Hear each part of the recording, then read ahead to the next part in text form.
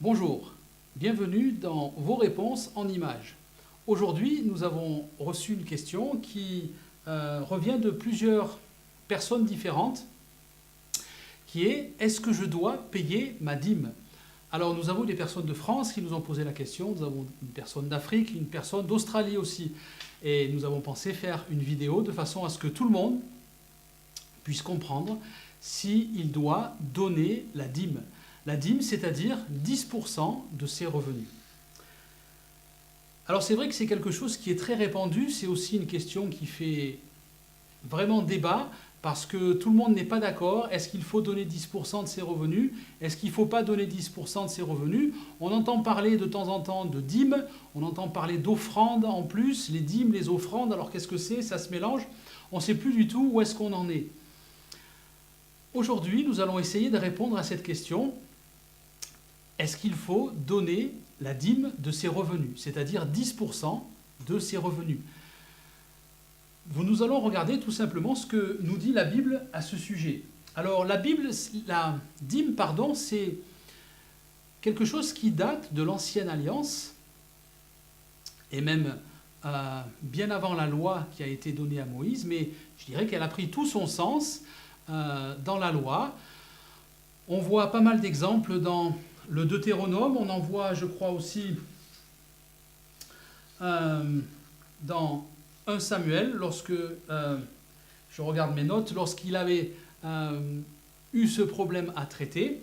Et je voudrais simplement qu'on voit ensemble qu'est-ce que c'est déjà que la dîme. Parce que pour savoir si, est-ce que je dois payer ma dîme, je dois savoir qu'est-ce que c'est que la dîme. Parce que la plupart du temps, quand vous arrivez dans une église locale, ou quand vous voyez des ministères qui sont sur Internet, comme le nôtre, par exemple, où on vous dit, voilà, il faut donner votre dîme, etc. Alors, à LVBN, on ne dit pas ça du tout. Chacun est libre d'aider ou de ne pas aider comme il le souhaite. Donc, nous allons reprendre un petit peu quelques textes dans le Deutéronome, au chapitre 14 et au verset 22. C'est Dieu qui parle et qui dit « Tu lèveras la dîme de tout ce que produira ta semence, de ce que te rapportera ton champ chaque année. » Donc, c'était un commandement de Dieu que Dieu a donné à tout le peuple. Alors, à l'époque, la plupart du temps, c'était ou des animaux, ou des récoltes, comme du blé, des céréales, etc., etc. Et on devait se servir de ces 10%, justement, des récoltes, ou 10% du bétail que l'on avait, tout simplement pour aider les Lévites. Alors, les Lévites, c'était ceux qui s'occupaient du temple, c'est ceux qui s'occupaient du bon fonctionnement du temple, et pour ça, il y avait besoin tout simplement d'avoir des fonds nécessaires pour pouvoir simplement donner à manger aux Lévites, s'occuper du temple, de la restauration s'il y en avait besoin, etc., etc. La plupart du temps, aujourd'hui, on entend dans les enseignements, dans les différentes églises où on peut aller, que les Lévites de l'époque sont représentés plus ou moins par les pasteurs, aujourd'hui les leaders, etc., etc. Ou je ne suis pas forcément contre ça, il n'y a aucun problème avec ça, mais il faut que les choses soient faites dans leur entier. On ne peut pas malheureusement prendre la moitié ou un quart des choses, prendre seulement ce qui nous arrange et ensuite en faire justement une règle. C'est quelque chose qui ne serait pas du tout biblique. Donc on a vu que Dieu demande, bien sûr, il demandait au peuple à l'époque de prendre 10% chaque année de tous leurs revenus, que ce soit du bétail pour un fermier, que ce soit des céréales ou des plantations pour quelqu'un qui était maraîcher ou peu importe, et d'offrir justement toutes ces choses-là. Alors, certaines choses servaient de sacrifice, certaines choses servaient pour la nourriture des Lévites, etc., etc. Mais en tout cas, c'était pour aider le peuple. Un autre exemple, toujours dans le Deutéronome, cette fois au chapitre 12, au verset 17, c'est toujours Dieu qui parle et qui dit « Tu ne pourras pas manger dans tes portes la dîme de ton blé et de ton mou et de ton huile, ni les premiers-nés de ton gros et de ton menu bétail, ni aucune de tes offrandes en accomplissement d'un vœu, ni les offrandes volontaires, ni les prémices. On voit aussi qu'il y a des temps qui sont différents les uns par rapport aux autres, parce que là on voit que on ne pouvait pas manger chez soi la dîme de son blé, de son mou, etc., etc. Deutéronome, on avance un petit peu au chapitre 26, cette fois au verset 12. Lorsque tu auras achevé de lever, c'est-à-dire de prendre toute la dîme de tes produits, la 3e année, l'année de la dîme, tu la donneras aux Lévites, à l'étranger, à l'orphelin et à la veuve. Et ils mangeront et se rassasieront dans tes portes, c'est-à-dire chez toi. Donc on voit que finalement, tous les 3 ans, lorsqu'on donnait la dîme, eh bien, une fois, tous les 3 ans, il fallait utiliser cette dîme pour les autres, pour donner à ceux qui avaient besoin. Donc c'était quelque chose qui n'était pas, on voit, totalement fixé à 10%. Si on fait le compte un petit peu de toutes les règles et les préceptes qu'il y avait en ce qui concerne la dîme et comment donner et aider au temple et aux lévites, etc., ça représentait au bas mot 20% des revenus de chaque personne du peuple. On voit aussi que lorsque les rois ont été établis en Israël, dans 1 Samuel, chapitre 8 et au verset 15, on dit « Il prendra la dîme, il, le roi, il prendra la dîme du produit de vos semences et de vos vignes et la donnera à ses serviteurs. » Donc on voit qu'en plus, lorsqu'il y avait des rois, non seulement on devait donner la dîme de 10% pour le temple et aux lévites, mais on devait aussi donner la dîme, encore 10% au roi, et il l'utilisait pour, je dirais, ses propres semences, ses propres champs, son propre bétail, etc., pour les choses personnelles qu'il avait. 1 Samuel, toujours au chapitre 8 et au verset 17, nous dit « Il prendra la dîme, c'est-à-dire toujours le roi, il prendra la dîme de vos troupeaux, vous-même serez ses esclaves. » À quoi correspond le roi pour nous aujourd'hui dans une société moderne, en tout cas? Le roi, c'est tout simplement le chef du pays. Alors, je dirais que pour ceux qui prônent la dîme et pour ceux qui disent oui, il faut donner la dîme, ok, mais alors il faut donner la dîme à la manière de la Bible. On ne peut pas dire je prends un petit peu de la Bible de l'Ancien Testament, c'est-à-dire je vais enseigner aux gens qu'ils doivent prendre 10% de leurs revenus et les apporter à l'église locale. Point final. Non. Pourquoi non? Parce que la Bible en dit beaucoup plus. Et si on décide de suivre la dîme de l'Ancien Testament, alors on doit suivre tous les préceptes de la dîme de l'Ancien Testament. Parce que je ne vois pas pourquoi on prendrait une partie de la dîme, c'est-à-dire prendre 10% et les apporter au temple, c'est-à-dire aujourd'hui on le change et on dit simplement il faut apporter ça à l'église locale ou apporter ça à un ministère, etc., et s'arrêter là. Non, il y a beaucoup d'autres choses dans les préceptes de la dîme de l'Ancien Testament, et où on prend tout, ou on ne prend rien. Parce que je ne pense pas que Dieu nous demande de dire, ok, pour la dîme, vous prenez juste les 10%, vous allez enseigner aux gens de donner au minimum 10%, et le reste, vous le laissez de côté. Non, absolument pas. Ou on prend tout, ou on ne prend rien. Si on prend encore un exemple pour nous aider à comprendre tout ce que comportait la dîme dans l'Ancien Testament, dans le Deutéronome au chapitre 15 et au verset 1, il y a ce qu'on appelle la relâche. Et on voit que tous les 7 ans, Dieu dit « tu feras relâche ». Alors, à quoi ça servait? Au verset 2, le Deutéronome chapitre 15 nous explique et nous dit « Et voici comment s'observera la relâche. Quand on aura publié la relâche en l'honneur de l'Éternel, tout créancier qui aura fait un prêt à son prochain se relâchera de son droit. Il ne pressera pas son prochain et son frère pour le paiement de sa dette. » Donc si vous voulez adopter la dîme dans votre vie, parfait. Mais alors, s'il vous arrive de prêter de l'argent à quelqu'un, tous les 7 ans, et peu importe si vous avez fait ce prêt peut-être 1 an auparavant, que la 7e année arrive, tous les 7 ans, vous remettrez la dette, c'est-à-dire vous direz à la personne qui vous a emprunté de l'argent, tu ne me dois plus rien, c'est fini, c'est gratuit. C'est-à-dire que Dieu avait fait en sorte que les gens ne passent pas plus que 7 ans à rembourser de l'argent qu'ils avaient emprunté. Ça fait aussi partie de la dîme et ça s'appelle la relâche. Donc, si on opte pour la dîme aujourd'hui, on opte aussi pour la relâche, tout simplement. Jésus a parlé aux pharisiens, et là nous allons voir dans le chapitre 11 et au verset 42 de Luc, Jésus parle et dit « Malheur à vous pharisiens, parce que vous payez la dîme de la menthe,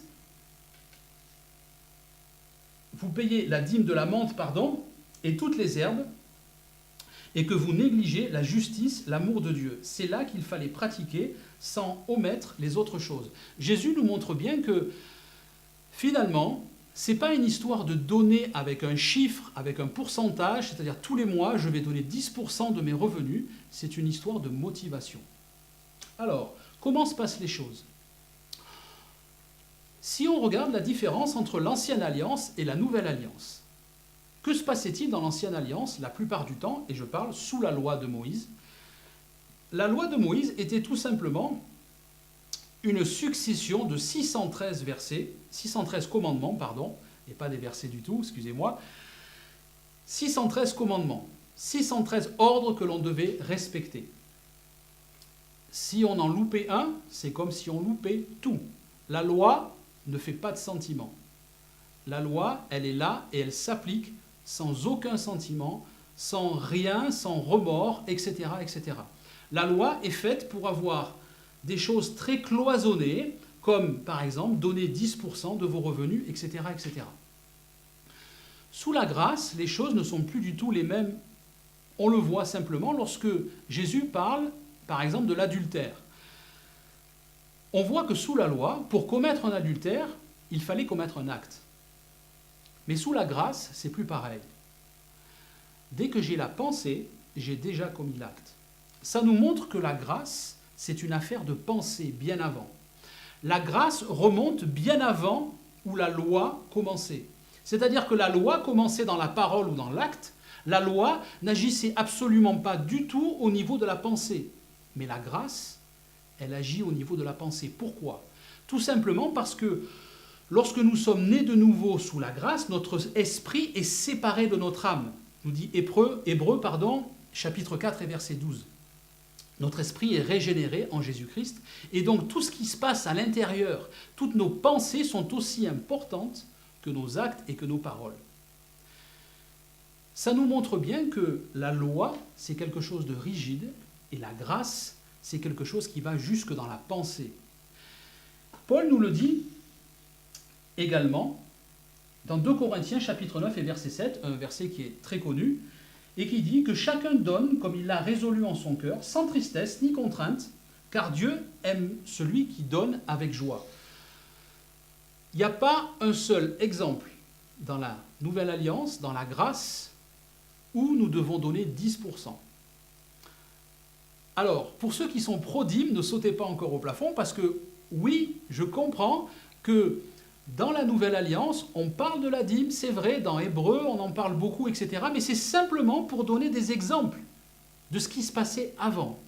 Il n'y a aucun exemple dans la Nouvelle Alliance où une personne a décidé, où Dieu a dit de donner un chiffre par rapport à une donation que l'on doit faire. Alors bien sûr, il y a plusieurs théories qui circulent et qui sont plus ou moins développées suivant les pays. Par exemple, en Europe, on sait que c'est quelque chose qui est un petit peu strict dans les églises, que ce soit en France ou ailleurs. On sait qu'il faut donner la dîme, on nous dit qu'on doit donner la dîme, c'est 10% de nos revenus, et c'est presque un petit peu pour certains, je ne dis pas pour tout le monde, mais presque pour certains, comme une taxe qu'on doit payer, comme ça, et ok, bon, il faut le faire, donc je le fais, je le donne, et je ne réfléchis pas vraiment à ce que je fais. Je donne mon argent à Dieu, ok, ça paye l'électricité de l'église, ce qui est très bien. Mais la motivation n'y est pas du tout. Dans les pays un peu plus anglo-saxons, comme les États-Unis, le Canada, l'Australie, c'est une autre mentalité. On vous explique dans les églises que si vous donnez votre dîme, Dieu va vous donner encore plus. On vous explique que si vous donnez 10% de votre salaire, alors Dieu va vous donner au centuple. Et vous allez devenir riche. Il y a aussi, alors ça se fait beaucoup moins en Europe, mais ça se fait beaucoup plus dans les pays anglo-saxons, on nous parle de dîmes et d'offrandes. Simplement parce qu'on dit qu'on nous doit donner 10% de nos revenus, mais en plus faire des offrandes. ce qui n'est pas forcément mauvais. Mais on explique ça toujours avec cette manière où donner de façon à ce que Dieu vous donne. Ce qui fait que la plupart des gens font presque un placement. Ils donnent leur argent pour récupérer encore plus. C'est tout à fait égoïste. Et force est de voir que ça ne fonctionne pas. Pourquoi ça ne fonctionne pas? Combien de fois je suis allé dans des églises à consonance anglo-saxonne, que ce soit aux États-Unis ou en Australie par exemple, et des églises de 150 personnes comme des églises de 4000 ou 5000, 6000 personnes, on nous explique la même chose, mais je vois que dans ces églises, tout le monde n'est pas riche, tout le monde n'est pas milliardaire. Pourtant, la plupart des gens, 90% des gens, donnent leurs dîmes et donnent des offrandes en plus. Donc ça ne fonctionne pas. Pourquoi ça ne fonctionne pas? Jésus nous le montre. Lorsqu'il parle aux pharisiens, il dit « Malheur à vous, parce que vous payez la dîme de la menthe et de toutes les herbes, et que vous négligez la justice de l'amour de Dieu. » C'est là ce qu'il fallait pratiquer sans omettre d'autres choses. Donc Jésus nous dit, il nous rappelle le principe de la grâce. Rappelez-vous l'exemple de l'adultère que j'ai donné tout à l'heure, tout se passe d'abord en pensée. Je peux donner toutes les fortunes que je veux. Si je les donne avec une mauvaise motivation, c'est exactement comme si je faisais rien. C'est exactement comme si je faisais rien. Est-ce que je dis qu'il ne faut pas donner? Absolument pas. Ce que je dis, c'est qu'il ne faut pas mettre de chiffres. Ce que je dis, c'est qu'il ne faut pas raconter de mensonges en disant « donnez et Dieu va vous donner ». Pourquoi? Tout simplement parce que lorsque nous sommes nés de nouveau, si on étudie un petit peu les choses, et n'importe quel chrétien peut le faire, lorsque je suis né de nouveau, lorsque je suis sauvé, le mot « sauvé » dans le texte original, c'est le mot « sozo », S-O-Z-O. Celui-là, il est facile à prononcer. Ce mot « sozo » veut dire « oui, je suis sauvé, j'ai accès à l'éternité avec Dieu ». Ça veut dire aussi « je suis guéri de toutes mes maladies ». Ça veut dire aussi « je suis en sécurité ». Ça veut dire aussi « je ne manque de rien ». Ce qui veut dire que je n'ai pas besoin de donner une offrande pour ne manquer de rien. Si je veux que rien ne manque dans ma vie, d'un point de vue matériel strictement, puisque c'est de cela dont on parle aujourd'hui, j'ai simplement besoin de croire cette promesse.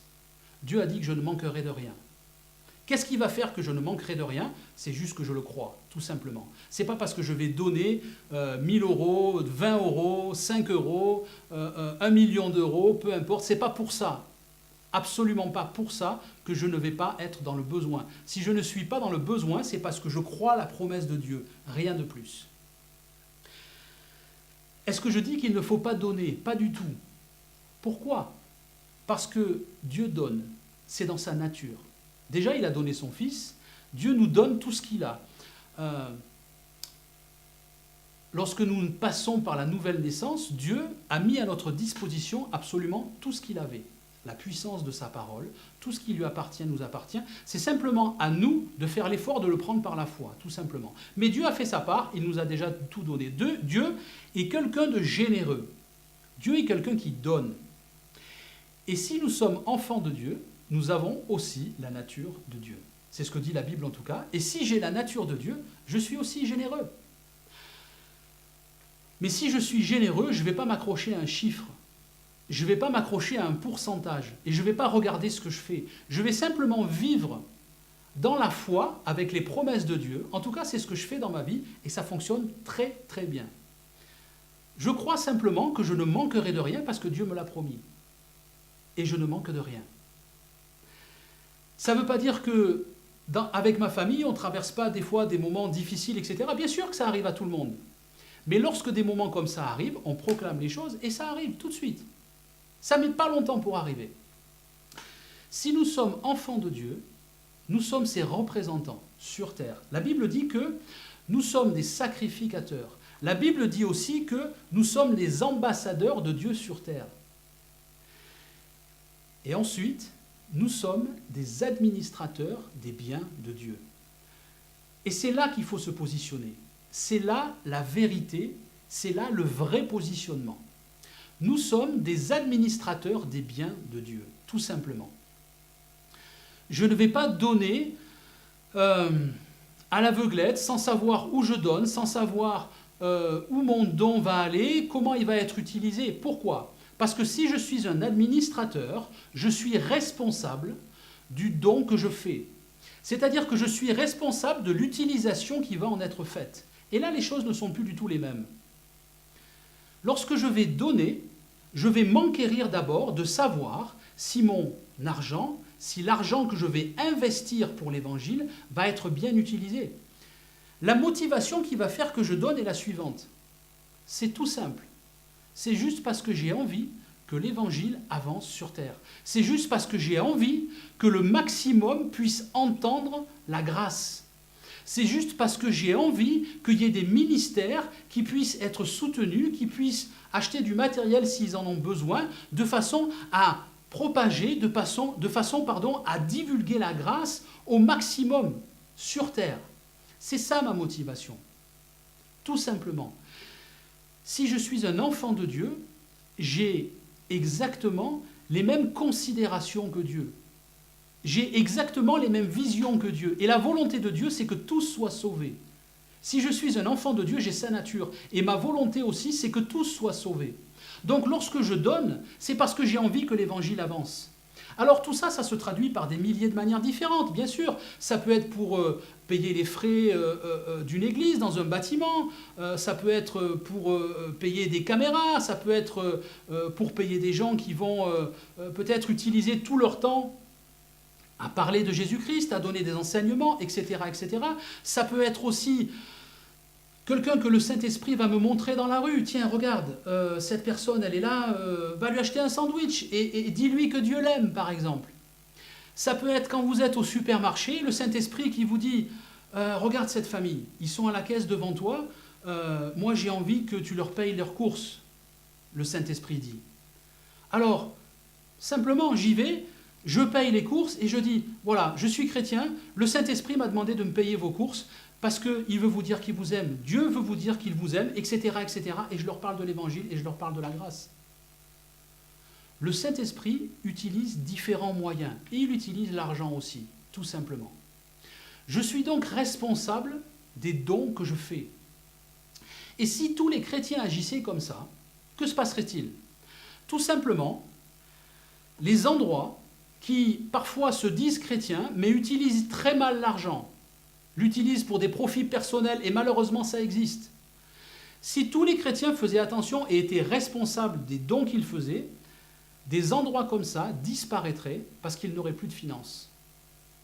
À côté de ça, d'autres ministères, d'autres églises exploseraient d'une manière exponentielle, tout simplement parce qu'ils auraient des dons, beaucoup plus, et ils auraient ce dont ils ont besoin. Il est important, lorsque l'on est chrétien, d'être responsable et d'être conscient qu'on est responsable des dons que l'on fait. À qui je donne? Comment va être utilisé mon argent? Etc., etc., etc. Je suis un administrateur de Dieu et c'est en tant que tel que je dois me positionner. Maintenant, lorsque Dieu voit que je suis un bon administrateur, que va-t-il se passer? Et c'est là où on rejoint cette idée qui est souvent véhiculée dans les milieux anglo-saxons où on dit « donnez et Dieu va vous redonner ». C'est un petit peu vrai quelque part, mais de la manière dont il le dit, c'est faux. Tout simplement parce que, bien sûr, Dieu va me donner.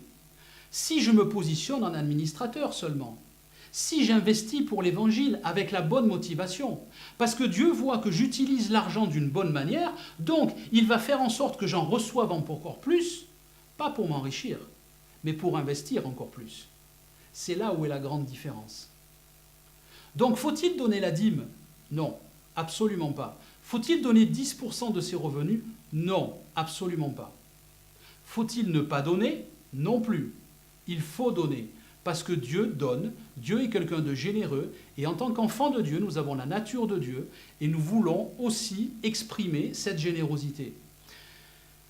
Que se passe-t-il pour ceux qui n'ont pas envie de donner? À cela, je dirais, ne donnez pas. Pourquoi? Parce que si vous donnez à contre-cœur, vous péchez, tout simplement. Paul dit, tout ce qui n'est pas le fruit d'une conviction est un péché. C'est très simple. Donc si vous n'avez pas envie de donner, ne donnez pas. Et je sais que la plupart des pasteurs qui vont m'entendre vont sauter au plafond en entendant ça, mais c'est pourtant la vérité. Et on ne peut pas cacher la vérité aux gens. Si vous ne voulez pas donner, ne donnez pas. Mais si vous ne donnez pas, il y a un problème. Vous avez un problème dans votre manière de penser. Si vous ne donnez pas, c'est que vous n'avez pas l'évangile à cœur. C'est que vous n'avez pas assez reçu l'amour de Dieu en vous pour aimer les autres. Donc, si vous n'avez pas envie de donner, ne donnez pas. Mais si vous ne donnez pas, concentrez-vous. Demandez au Saint-Esprit de vous enseigner. Et dites-lui, Saint-Esprit, montre-moi combien Dieu m'aime. Parce qu'une fois que j'aurai compris combien Dieu m'aime, je pourrai aimer les autres. Et lorsque je vais aimer les autres, je les aurai à cœur. Et si je les ai à cœur, j'aurai envie que la grâce de Jésus-Christ se répande dans le monde entier. Et donc je vais utiliser les finances que j'ai pour ça, selon ce que tu me montreras, Saint-Esprit. Et là, vous pourrez commencer à donner. Et là, vous ne pécherez pas si vous donnez. Donc maintenant, vous savez, faut-il donner la dîme, oui ou non? Vous savez que 10% ne fait pas partie de la grâce du tout, mais Dieu est généreux et en tant que fils de Dieu, nous avons la même nature que lui. Merci de m'avoir écouté et à bientôt.